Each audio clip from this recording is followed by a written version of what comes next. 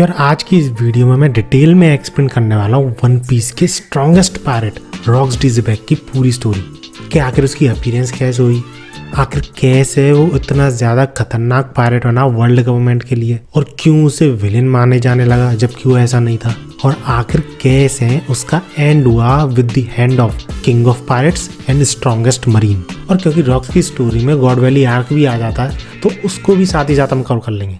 So if you interested keep watching.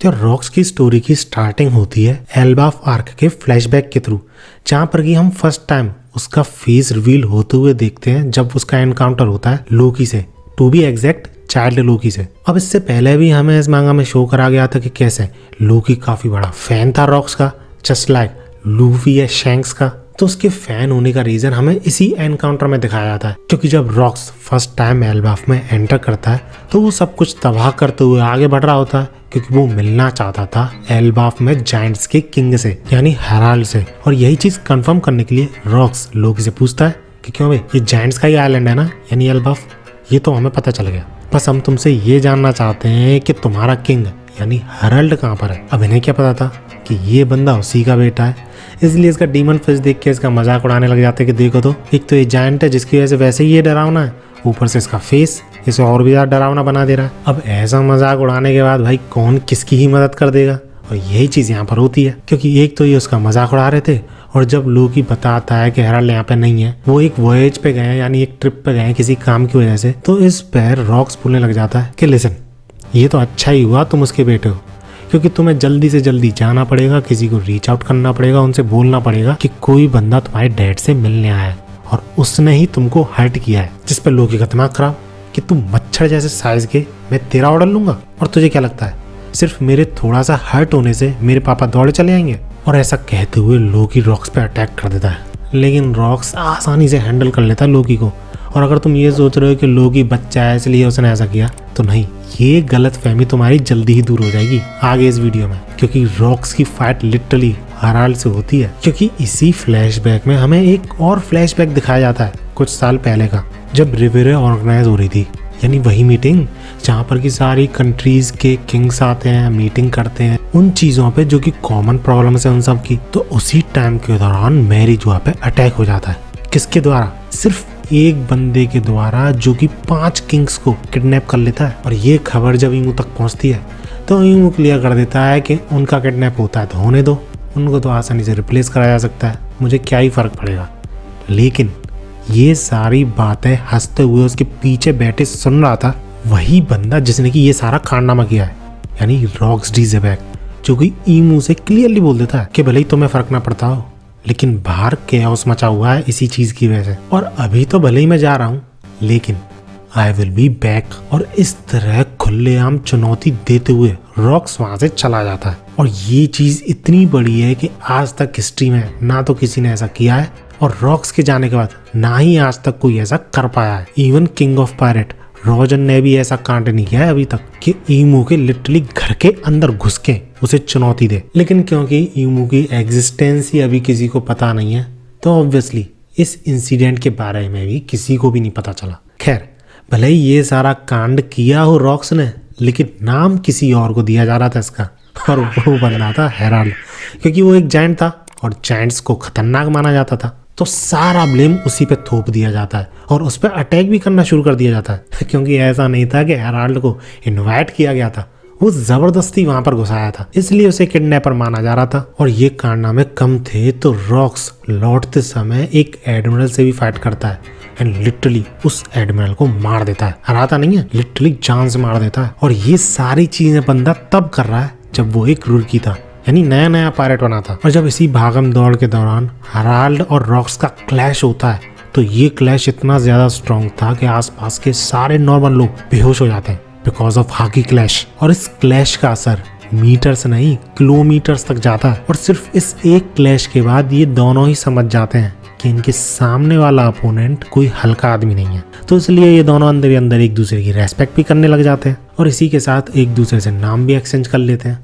और जहाँ ये लोग फाइट कर रहे थे कुछ टाइम बाद दोनों ही मिलके वहाँ से भागने लगते हैं। और क्योंकि रॉक्स के साथ हराल्ड था तो इसलिए उनका एस्केप करना भी आसान हो जाता है, क्योंकि हराल्ड लिटरली मैरी जुआ के टॉप से कूद जाता है, छलांग मार देता है। और यही मोमेंट था जब रॉक्स ठान लेता है कि हराल्ड को तो अपने क्रू में ज्वाइन कराना ही कराना है। और इसी के साथ रॉक्स भागने में कामयाब होता है, लेकिन जाते जाते भी वो तबाही मचाते हुए जाता है। सेलेस्टियल ड्रैगन्स का जो सामान था उसको तबाह कर देता है, गेट ऑफ जस्टिस जो थे उनको भी तबाह कर देता है, और जो गवर्नमेंट का खजाना ट्रांसपोर्ट किया जा रहा था इधर से उधर उस शिप को भी तबाह करके वो सामान को भी चोरी कर लेता है। और इसी इंसिडेंट के बाद रॉक्स बड़े बड़े पायरेट्स को जोड़ना भी शुरू कर देता है, क्योंकि शायद उसे पता था कि ईमो को अकेले हराना पॉसिबल नहीं होगा। नॉट बिकॉज कि वो 1-on-1 फाइट में हार जाएगा, बट क्योंकि ईमो के पास एडमिरल्स हैं, होली नाइट्स हैं, और इसके अलावा और भी काफी सारे लोग हैं, पूरी की पूरी नेवी पड़ी हुई है, इसलिए उसे एक स्ट्रॉन्ग क्रू की जरूरत थी। और उसने बनाया भी, क्योंकि उसके ही क्रू के कुछ मेंबर्स थे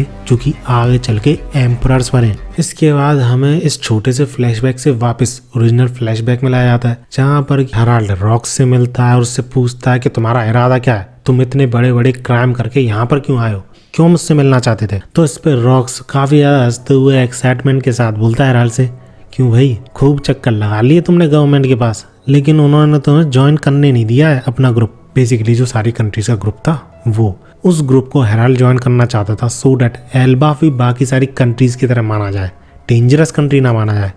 लेकिन ऐसा करने नहीं दे रहे थे गवर्नमेंट वाले, और इसी चीज़ का मजाक उड़ा रहा है यहाँ पे रॉक्स, जिस वजह से वो बोलता भी है कि तुम जो चीज़ कर रहे हो वो पॉसिबल नहीं है, वो लोग तुम्हें अपने साथ ज्वाइन करेंगे ही नहीं, क्योंकि वो जानते हैं तुम्हारी कंट्री कितनी ज़्यादा स्ट्रॉन्ग है। इसलिए इन सारी चीज़ों को छोड़ो और मेरा ग्रुप ज्वाइन कर लो। जिस पर हेराल्ड बोलता है कि पागल हो क्या, मैं तुम्हारा ग्रुप ज्वाइन करूँगा तो जो थोड़ी बहुत अच्छी चीज़ें मैंने की हैं, अपनी अच्छी इमेज जो बनाई है अपने एलाइज के आसपास, वो सब बिगड़ जाएगी, तो बिल्कुल भूल जाओ, मैं तुम्हारा क्रू कभी फ्यूचर में ज्वाइन भी करूंगा। और ऐसे ही इन दोनों की काफी बहस चलती है, लेकिन हेराल्ड बिल्कुल अपोज में था रॉक्स के क्रू को ज्वाइन करने के। और क्योंकि हेराल्ड समझ चुका था कि रॉक्स को समझाना तो बेकार है, तो उसके क्रू मेंबर से वो बोलने लग जाता है कि तुम पागल हो क्या, इस बंदे को फॉलो कर रहे हो, तुम्हें पता होना चाहिए कि अगर तुम इस बंदे को फॉलो करोगे तो तुम्हारा तबाह होना तय है। तो इस पे ये सारे पायरेट्स हंसने लग जाते हैं कि कौन इस मोरन को फॉलो करेगा, हम तो अपने मजे के लिए, अपनी सेल्फ सेटिस्फेक्शन के लिए जो चीज़ हम करना चाहते हैं वो करने के लिए इस क्रू को ज्वाइन कर रखे हैं। एंड वैसे ही इनकी काफ़ी बहस चल रही थी, लेकिन स्टिल रॉक्स पीछे नहीं हटता हेराल्ड को अपना क्रू ज्वाइन कराने से। इनफैक्ट अपना वो गोल भी रिवील कर देता है कि तुम्हें पता नहीं है, हम छोटे गोल की तरफ नहीं बढ़ रहे हैं, इतने स्ट्रॉन्ग क्रू मेंबर्स मैंने ऐसे ही नहीं जोड़े हैं, क्योंकि मेरा गोल है किंग ऑफ द वर्ल्ड बनना, और तुम अगर मेरे क्रू को ज्वाइन करते हो तो ऐसा करने में मुझे कोई भी दिक्कत नहीं होगी, इस चीज़ पे मैं श्योर हूँ। इस पर हेराल्ड बोलने लग जाता है कि पागल हो गए, तुम्हारा इस गोल के पीछे भागने का मतलब है पूरे प्लेनेट को अपने अगेंस्ट में ले लेना, यानी वर्ल्ड गवर्नमेंट है तो वो पूरी का पूरी प्लेनेट पे ही है। तो इस पर रॉक्स बोलता है कि ऐसा कुछ भी नहीं है, कोई भी चीज़ इम्पॉसिबल नहीं होती। इनफैक्ट मैं तो ये मानता हूँ कि फ्यूचर में कोई ना कोई ऐसा करने में कामयाब होगा, तो हम क्यों नहीं, हम भी ऐसा कर सकते हैं अगर तुम मेरा हाथ थाम लो तो। अब इस चीज़ से हेराल्ड तो इन्फ्लुएंस नहीं होता, लेकिन जो बंदा इन्फ्लुएंस होता है इन सारी बातों से रॉक्स की, वो था लोकी। और इसी पॉइंट ऑफ टाइम से लोकी फैन बन जाता है रॉक्स का। इसके बाद हमें कूजा पायरेट्स दिखाई जाती हैं, जिनमें से जो रानी थी वो पहले ऐसी दिखा करती थी, अब ऐसी दिखती है। जो शेकी है वो ऐसी दिखा करती थी, अब ऐसी दिखती है। खैर इसी दौरान हमें लव ट्रायंगल शो करा जाता है, जिसमें से जो रानी थी वो रॉजर्स के पीछे पड़ी हुई थी। रॉजर्स और बाकी बहुत सारे पायरेट्स शेकी के पीछे पड़े हुए थे, और शेकी जो थी वो रेली के पीछे पड़ी हुई थी। लड़कियों के मामले में क्या है कि जो लड़की हमें चाहिए उसे हम नहीं चाहिए, और जिसे हम चाहिए वो किसको चाहिए। इसके अलावा हमें गार पर रॉजर की राइवलरी दिखाई जाती है। इसके बाद हमें दिखाया जाता है रॉक्स और उसका पायरेट क्रू जो कि टेक ओवर कर लेता है पायरेट आइलैंड को और उसे अपना एक तरीके से अड्डा बना लेता है। इसके बाद हमें ऑथर के थ्रू ही ये बताया जाता है कि रॉक्स ने वैसे ही काफी ज्यादा स्ट्रॉन्ग क्रू बना रखा था स्ट्रॉन्ग पायरेट्स को जोड़कर, लेकिन यही ग्रुप और स्ट्रॉन्ग लोगों को अट्रैक्ट कर रहा था, जिनमें से एक था सिल्वर एक्स जो कि उसी पायरेट आइलैंड पे पहुंच जाता है। इसके बाद रॉक्स क्लियर करता है कि फिलहाल उनका एक गोल है, उनको 2 डेविल फ्रूट्स एक्वायर करने हैं, जिनमें से सबसे पहला तो एल्बाफ पे होगा, और उस फ्रूट को हेराल्ड खाएगा तभी सबसे अच्छा पोटेंशियल दिखा पाएगा वो फ्रूट। अब वो कौन कौन से फ्रूट्स हैं ये तो हमें एग्जैक्टली रिवील नहीं करा जाता, लेकिन इस चीज के बाद ये जो लोग पायरेट्स बातें कर रहे हैं उससे ये चीज पता चलती है कि कुछ डेड लोगों से रिलेटेड वो फ्रूट है, शायद उनकी पावर्स का यूज कर सकता होगा वो फ्रूट। और हम सब जानते हैं कि मरे हुए लोगों का कौन सा फ्रूट यूज कर सकता है। और रॉक्स जो है नॉर्मल मरे हुए लोगों का यूज नहीं करना चाहता था, वो एल्बाफ पे जो जायंट्स मर चुके हैं उनका यूज करना चाहता था, जिससे कि समझ लो वो बहुत बड़ी आर्मी बना सकता था वर्ल्ड गवर्नमेंट को टेक डाउन करने के लिए, जो सफिशिएंट होगी। और इसी चीज पे काइडो बोल देता है एट द एंड, क्या हम एल्बाफ पे जाके जबरदस्ती सारे जायंट्स को अपना ऑर्डर ओबे नहीं करा सकते? सेम थिंग हम हेरल्ड के साथ भी कर सकते हैं। तो इस पर रॉक्स लिटरली कायदो पे लात पीट देता है और उससे रॉक्स ये बोलता है, जबान संभाल के बात कर, वो मेरा दोस्त है, उसके बारे में उल्टा सीधा कुछ नहीं सुनूंगा, और आगे से अगर तूने ऐसा कुछ बोला तो याद रखियो रिजल्ट क्या होगा। और अब तुम लोग सोच रहे होगे कि यार कायदो तो कितने ज्यादा स्ट्रॉन्ग था, वो इतनी ज्यादा क्यों सुन रहा है? तो लेट मी टेल यू, कायदो भले काफी ज्यादा स्ट्रॉन्ग था, लेकिन उसके स्ट्रॉन्ग होने का रीजन उसका डेविल फ्रूट भी था। और इस पॉइंट ऑफ टाइम पे कायदो के पास उसका डेविल फ्रूट नहीं है। भले ही वो कितना भी बोला ओलो वीजे कि हाकी सुप्रीम है, हाकी से बढ़कर कुछ नहीं, लेकिन उसका ड्रैगन वाला डेविल फ्रूट ही था जिसने कि उसे इतना ज्यादा स्ट्रॉन्ग बना दिया था, वन एम्परर बना दिया था। जिसके बाद इसी डिस्कशन के एंड में रॉक्स क्लियर कर देता है कि एल्बाफ को उनकी मंजूरी के साथ जोड़ना की होगा होली लैंड को तबाह करने का। और ये चीज क्लियर है जो कि तुम्हें पता होनी चाहिए। और तुम्हें ये चीज बकवास लगती है तो अभी चले जाओ, मुझे कोई दिक्कत नहीं है, लेकिन अगर तुम मुझे फॉलो करते हो तो याद रखना तुम एक नए वर्ल्ड की शुरुआत देखोगे। इसके बाद हमें इसी फ्लैशबैक में अलग अलग टाइम पे कुछ चीजें शो करी जाती है, जैसे कि रॉक्स पायरेट्स में जो क्रू मेंबर्स थे उनकी एक दूसरे से बिल्कुल भी नहीं बनती थी, लेकिन जब मरीन्स से फाइट करने की बात आती थी तो ये यूनाइट हो जाते थे। और बस्टर कॉल जैसी पूरी की पूरी फ्लीट को ये क्रू अकेले तबाह करने की कैपेबिलिटी रखता था। इसके बाद हमें शो करा जाता है कि हेराल्ड काफी ज्यादा कोशिश करता है गवर्नमेंट के साथ एज अ अलाय बनने की, बट गवर्नमेंट खुद नहीं चाहती थी कि एल्बाफ उनके साथ एफिलिएट हो। और रॉक्स भी हर बार जब भी वो दोनों मीट करते हैं हर बार समझाने की कोशिश करता है कि वो लोग तुम्हें अपने साथ ज्वाइन होने ही नहीं देंगे, क्योंकि वो तुमसे डरते हैं। क्योंकि जिस चीज को गवर्नमेंट कंट्रोल नहीं कर सकती like Elbaf and there giants, तो वो उन लोगों के साथ एफिलिएट रखेगी ही नहीं। लेकिन हेरल्ड भी काउंटर में बोलता है इस चीज के कि हर जगह पे तुम किसी भी ऑर्गेनाइजेशन पे चले जाओ, कुछ लोग तो तुम्हें करप्ट मिलेंगे ही मिलेंगे, भले ऑर्गेनाइजेशन वो अच्छी हो या फिर बुरी। तो हम कुछ ऑफिशियल्स के बेसिस पे पूरी गवर्नमेंट को तो बुरा नहीं ठहरा सकते। Are you serious right now, bro?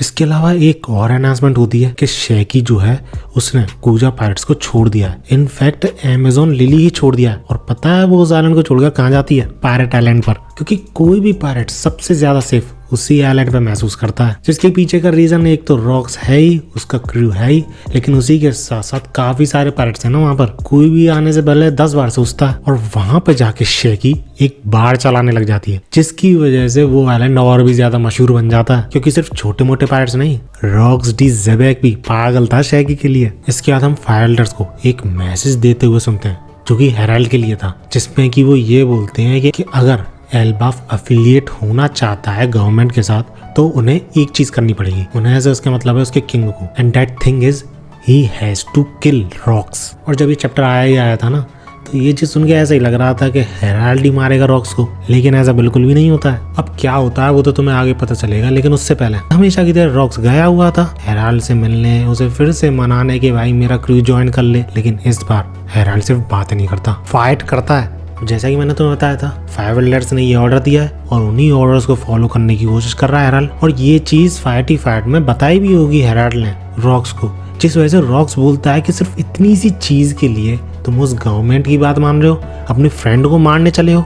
तुम्हें पता है वो लोग तुम्हें टूल की तरह यूज कर रहे हैं, और मुझे मारने के बाद भी कोई भरोसा नहीं है कि वो तुम्हें अपने साथ एफिलिएट करेंगे कि नहीं। लेकिन हेराल्ड भी अगेंस्ट में बोलता है कि तुम चुप रहो, तुम्हें कुछ भी नहीं पता है। जिस वॉरियर रेस की तुम बात कर रहे हो, जिस वॉरियर प्राइड की तुम बात कर रहे हो, उसी के चक्कर में एल्बाफ इतना ज्यादा वायलेंट बना है अपनी हिस्ट्री में, और उसी हिस्ट्री की वजह से आज हमें इतनी दिक्कतें फेस करनी पड़ रही हैं। सिर्फ एक पीस पाने के लिए हमें इतनी ज्यादा मेहनत करनी पड़ रही है, सिर्फ उस हिस्ट्री की वजह से। जो सुन के रॉक्स का और भी ज्यादा दिमाग खराब हो जाता है, और वो एट द एंड अटैक करके हेराल्ड से ये बोल देता है कि मान लो मैं मर गया, अब तुम्हारे पास मैं कभी नहीं आऊंगा और ना ही तुमसे अपना क्रू ज्वाइन करने की बोलूंगा। जिस पे हेराल्ड भी गुस्से में बोल देता है कि मैं एक किंग हूँ और सबसे पहले मैं अपनी लोगों की चिंता करूंगा, तुमसे भी पहले। एंड दैट्स हाउ इन दोनों की दोस्ती यहीं खत्म हो जाती है, सिर्फ इस बाहर के गवर्नमेंट के ऑर्डर की वजह से।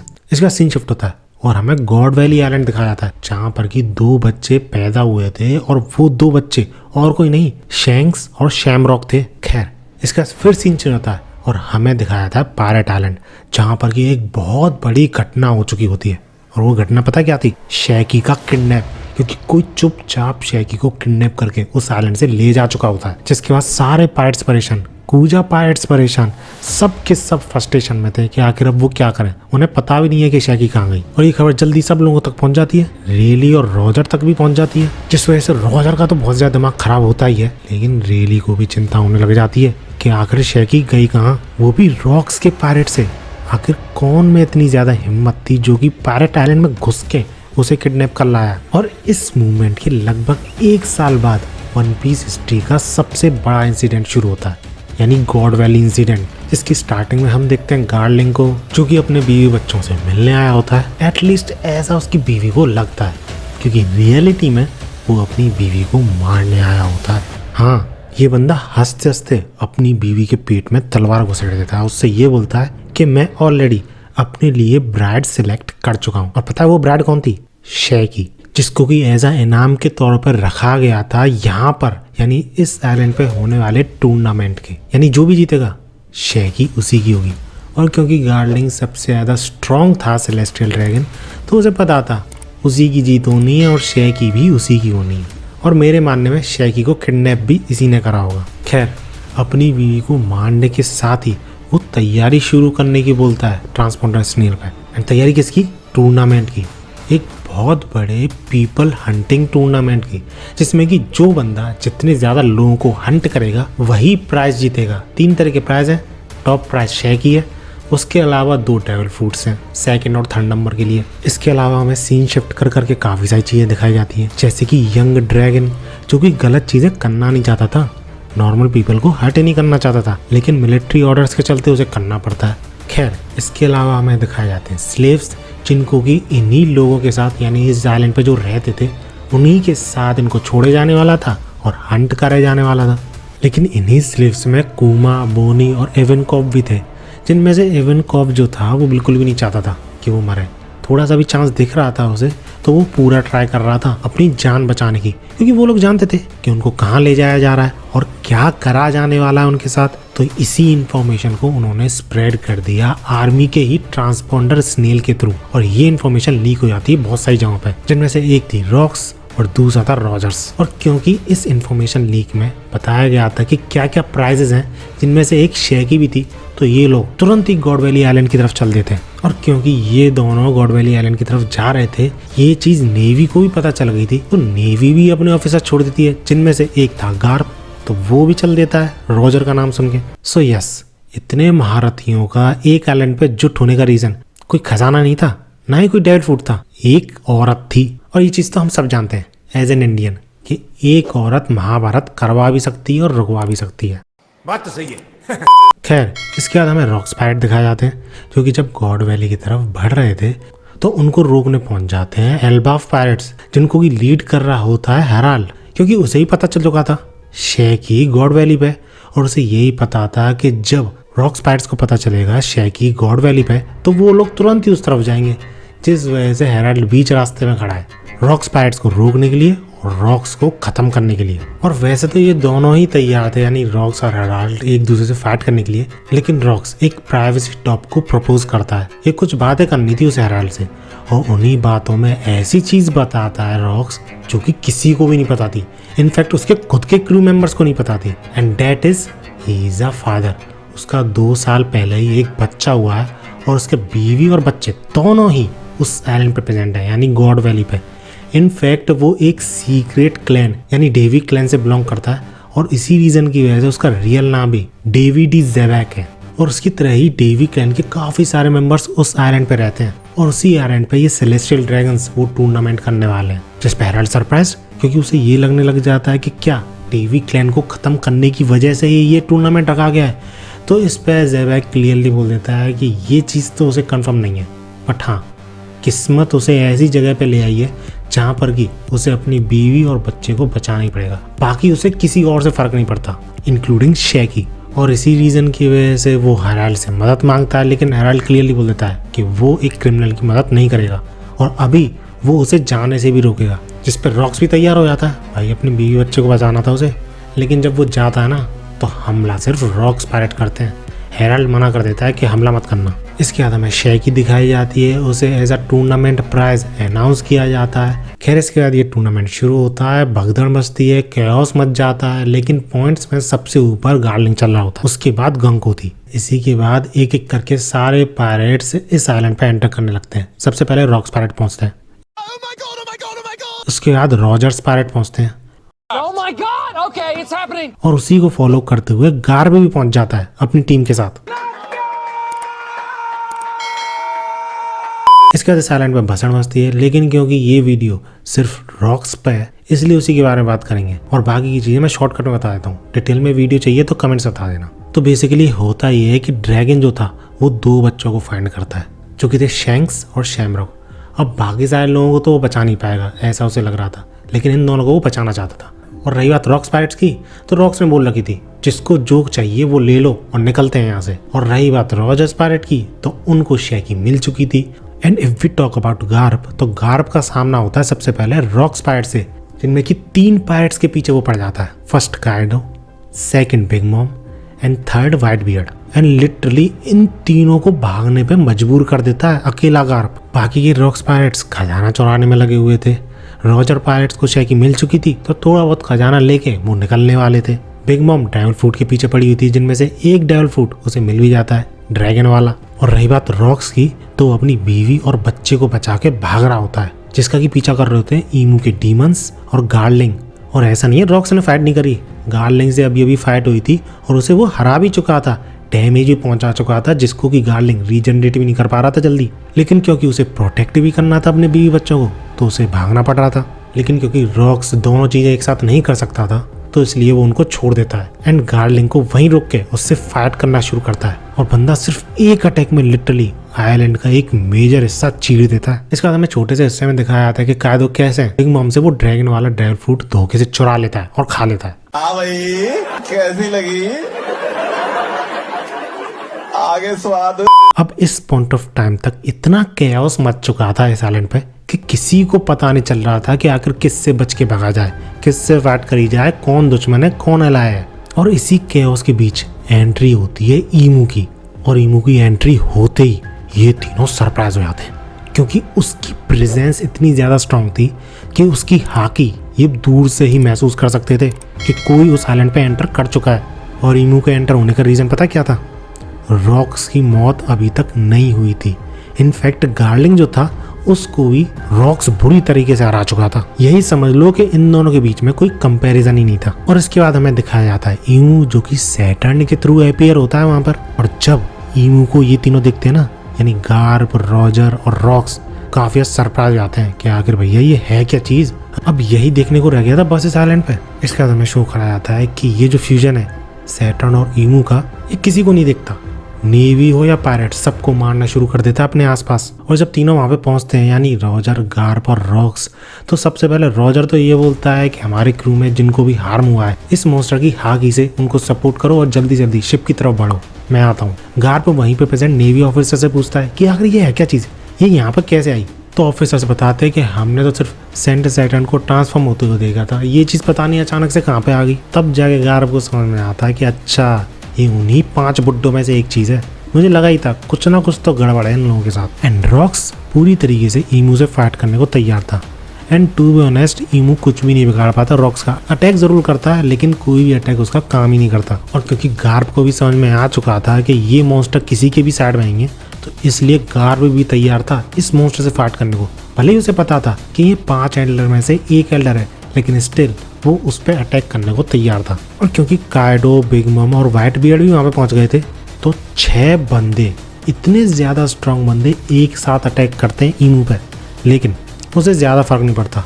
इनफैक्ट वो अटैक ना करके ऊपर उठ के अपनी हाइट बढ़ा के ढूंढना शुरू कर देता है किसी को। एंड तभी रॉक्स समझ जाता है कि वो किसकी तलाश कर रहा है। And those were his child and his women. जिस वजह से रॉक्स बिना सोचे समझे उस पर अटैक कर देता है। और यही उसकी सबसे बड़ी गलती थी, क्योंकि इसी चीज़ का ईमू फ़ायदा उठाता है और रॉक्स पे अटैक करके उसे अपने कंट्रोल में ले लेता है, वही मॉन्स्टर बना के। और मॉन्स्टर बनाते हुए ही वो रॉक से बोलता है कि मैं तुम्हारे बीवी बच्चों को नहीं मारूंगा, तुम खुद अपने हाथों से उन्हें मारो। अब क्योंकि रॉक्स रेजिस्ट कर रहा था काफ़ी ज़्यादा, इसलिए ईमू को काफी दिक्कत हो रही थी उसे अपने एक मॉन्स्टर में कन्वर्ट करने में। और ये चीज होता हुआ देख के सारे वहाँ पे महारथी सोच रहे थे कि आखिर चल क्या रहा है, आखिर इन दोनों के बीच में बातें क्या हो रही हैं। लेकिन रॉक्स एक मॉन्स्टर में कन्वर्ट होते हुए भी ईमू से बोल जाता है that Davy Jones was once the king of the world, और उसे ऐसा करने के लिए तुम्हारी तरह मॉन्स्टर में बदलने की जरूरत भी नहीं थी। जिसपे ईमू काफी गुस्सा होता है या फिर होती है, क्या ही बोलूं। और इन दोनों के बीच में काफी बहस चलती है क्योंकि रॉक्स जानता था कि ईमू डरता है डेवी क्लैन से, उसकी एग्जिस्टेंस से, और इसलिए उसने ये सारा षड्यंत्र रचा है। इस टूर्नामेंट के लिए हाँ कर दिया होगा उसने सो डैट डेवी क्लैन का नामो निशान बढ़ जाए। और इसी के साथ रॉक्स ईमू से यही पूछता है कि डेवी डी जोन्स और जॉय बॉय आखिर किससे ज्यादा डरते हो तुम। इस पे ईमू का दिमाग खराब हो जाता है और वो चिल्लाते हुए बोलता है या फिर बोलती है कि कोई भी नहीं, उन दोनों में से कोई भी नहीं बचेगा इस पूरी दुनिया में। मैं नामो निशान मिटा दूंगा उनका, उनकी एग्जिस्टेंस का, उनकी हिस्ट्री का, उनके क्लैन का। और रही बात डेवी क्लैन की, तो उसका एंड आज तुम्हारे साथ ही हो जाएगा। तुम ही अपने हाथों से अपना क्लैन खत्म करोगे। और इसी के साथ ईमू रॉक्स को जमीन पर छोड़ देता है और रॉक्स अपनी कॉन्शियसनेस को गायब होते हुए देख सकता था। जिसके बाद जब वो खड़ा होता है तो उसका साइज काफी बड़ा होता है। इनफैक्ट व्हाइट बियर्ड जो कि उससे साइज में काफी बड़ा था, उसके साइज के भी दोगुना हो जाता है और ईमू के ऑर्डर के अकॉर्डिंग उन सबसे साइड हटने को बोलता है क्योंकि उसे एक ब्लड और उसकी पूरी हिस्ट्री को खत्म करना था। लेकिन इन लोगों को समझ में नहीं आ रहा था, इसलिए वो मानते नहीं है। तो इसलिए रॉक्स एक एक करके उनको साइड हटाना शुरू कर देता है। फर्स्ट वो कायदो पे अटैक करता है जिसके अगेंस्ट में कायदो रिएक्ट भी नहीं कर पाता। जिसके बाद वो बिग मॉम पे अटैक करता है और उसे दूर उड़ा देता है। एंड व्हाइट बियर्ड जो कि काफी गुस्से में था उस पर अटैक नहीं करता, बस रॉक्स के अटैक से बचने की कोशिश करता है। और इस कोशिश में जो दो पहाड़ थे गॉड वैली के, उनमें से एक गिर जाता है। इस लेवल की फाइट चल रही थी यहाँ पर। और अगर तुम सोच रहे हो कि रॉक्स के बीवी बच्चों को कोई उसका क्रू मेंबर ही बचाएगा, हो सकता है गार्प, रॉजर इनमें से कोई बचाए, हो सकता है हेराल्ड अचानक से एंट्री ले ले वो बचाए, क्योंकि मेरे माइंड में तो यही सारी चीजें चल रही थी। बट नहीं, इनमें से कुछ भी नहीं होता। And you will be shocked कि उसके बीवी बच्चों को कौन बचाता है। लिटरली सबको साइड हटाने के बाद जब रॉक्स अपनी बीवी और बच्चे को ढूंढ लेता है और उनको जान से खत्म करने वाला होता है, तो तभी उन पे सामने से नेवी भी अटैक कर देती है। लिटरली कुछ ऐसी पोजीशन में थे ये दोनों कि इनका बचना इम्पॉसिबल था। बट भाई साहब सुपरमैन एंट्री लेता है कुमा, उन दोनों को गायब कर देता है और खुद भी गायब हो जाता है। अब इस चीज से ईमू तो शॉक होता है, लेकिन वो इस चीज को इग्नोर कर देता है कि उसके बीवी बच्चे बच गए, क्योंकि सिर्फ 2 जनों के बचने से उसे ज्यादा फर्क नहीं पड़ता था। लेकिन हाँ, वो रॉक्स को ऑर्डर देता है कि इस आइलैंड पे जितने भी लोग प्रेजेंट हैं उन सबको खत्म कर दे। जिसके बाद तबाही शुरू हो जाती है यार रॉक्स की। और इस तबाही को रोकने के लिए सिर्फ 2 ही बंदे बचे थे पूरे आइलैंड पे, एक कार्प, दूसरा रॉजर। वैसे तो काफी सारे लोग थे, लेकिन मॉन्स्टर रॉक्स का सामना करने की कैपेबिलिटी रखने वाले सिर्फ 2 ही लोग थे। और क्योंकि इन दोनों को लग रहा था कि शायद रॉजर के क्रू के ये पीछे जा सकता है या फिर गार्प की टीम के ये पीछे जा सकता है, इसलिए ये दोनों रोकने पहुंच जाते हैं रॉक्स को। लेकिन शॉकिंगली समहाउ रॉक्स इन दोनों के मन में ही बोल देता है that Roger, carp, please help me. जिसपे ये दोनों काफी शॉक्ड कि यार हमारे माइंड में कैसे आवाज गूंज रही है इसकी, जादूगर है। लेकिन ये चीजें वो मजाक में नहीं बोल रहा था, वो गिड़गिड़ाते हुए बोलता है प्लीज किल मी। जिसपे ये दोनों बिल्कुल शॉक्ड। और इसी के साथ रॉक्स इन दोनों पे भी अटैक करना शुरू कर देता है, जिसको कि रोकने की कोशिश तो करते हैं ये दोनों।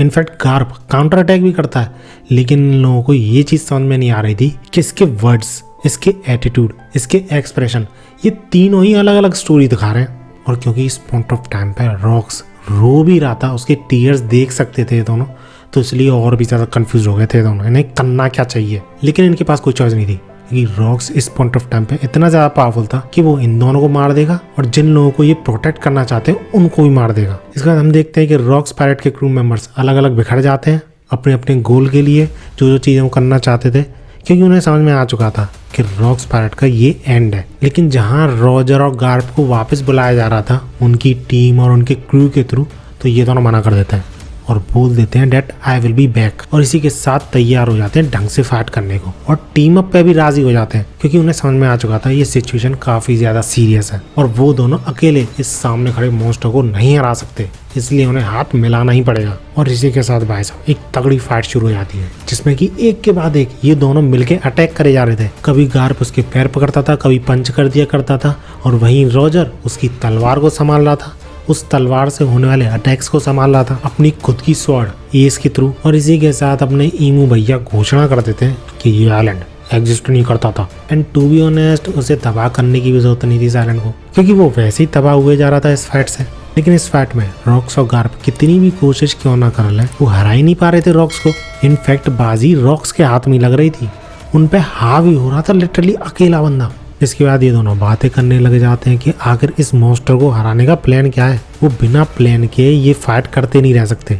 एट दी एंड उनकी एनर्जी तो खत्म हो ही जाएगी एंड एज अ रिजल्ट वो हारेंगे और शायद मारे भी जाएंगे। और इसी दौरान रॉयर अपना सुझाव देता है कि उसके पास भी सुप्रीम हाकी है, सामने वाले बंदे के पास भी सुप्रीम हाकी है, तुम्हारे पास भी सुप्रीम हाकी है, लेकिन हम कितना भी एक एक करके अटैक कर लें, हमारी सुप्रीम हाकी उसकी सुप्रीम हाकी से कैंसल आउट हो ही जाती है। और जितनी ये बैटल लंबी चलेगी हम हारेंगे ही, क्योंकि मुझे नहीं लगता उस डीमन की एनर्जी हमसे पहले खत्म होगी।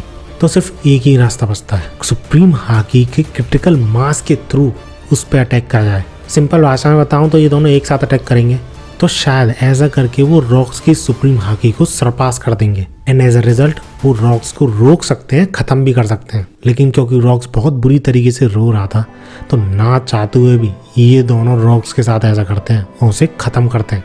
And that's how Rocks D Xebec, जिसका कि real name David D Xebec है, उसका एंड होता है। और इसी के साथ इस वीडियो का भी एंड होता है। वीडियो अच्छी लगी तो लाइक जरूर करना, कमेंट्स बताना अगली वीडियो, लंबी वीडियो किस पे चाहिए। ऐसी वीडियोस के लिए मेरे चैनल को सब्सक्राइब कर लेना। मिलते हैं अगली वीडियो में और भागो।